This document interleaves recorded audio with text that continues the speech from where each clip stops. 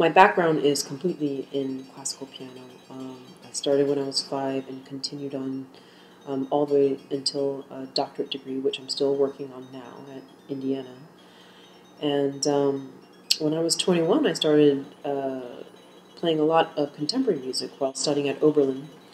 And at that time, I was always trying to push the limits of the piano by playing extended piano and prepared piano, such as pieces by John Cage.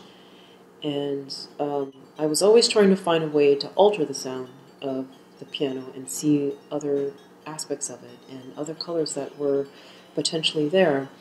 And so when I came upon a toy piano, it seemed like my desire to find new sounds on a keyboard stretched so far that I ended up with a toy piano.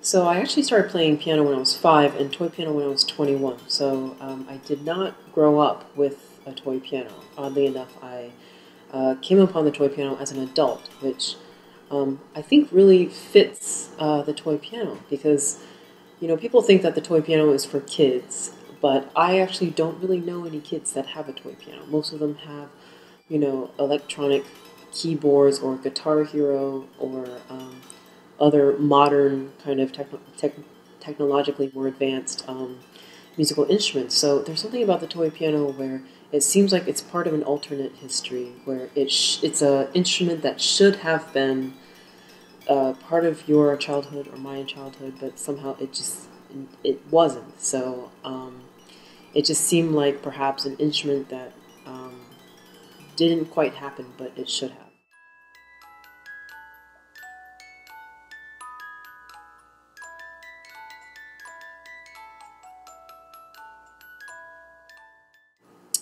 You know, I think a lot of musicians actually play a lot of different kind of music, and I think the issue is to not actually get so wrapped up in how they are different genres, but just realizing that music is music, and it's something that I'm doing while I'm living, and is something that is just me connecting with people and an audience and an instrument and playing music, and it almost doesn't matter what instrument it is or what genre it is, I should say. But as long as it's music that's being played from your heart and something that speaks to me to somebody else, I think that is the most bottom line thing that I'm after, regardless of the genre that I'm playing.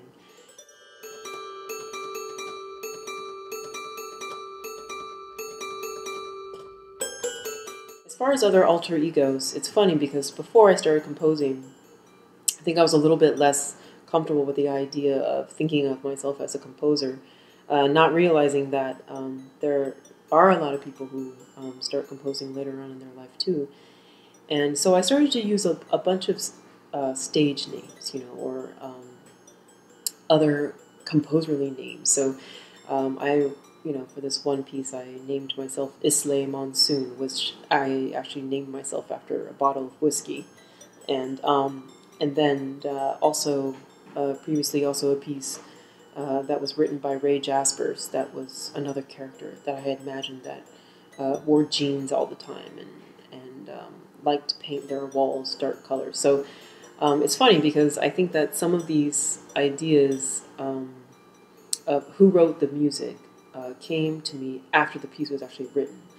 And in a sense, I think that was kind of like an alter ego, and I kind of related to this idea of Glenn Gould coming up with a bunch of different voices for his radio shows and having intellectual debates, you know, with himself, you know, on air. But actually, in my case, it was less of that and perhaps more of just defining what character had written that piece that was from me.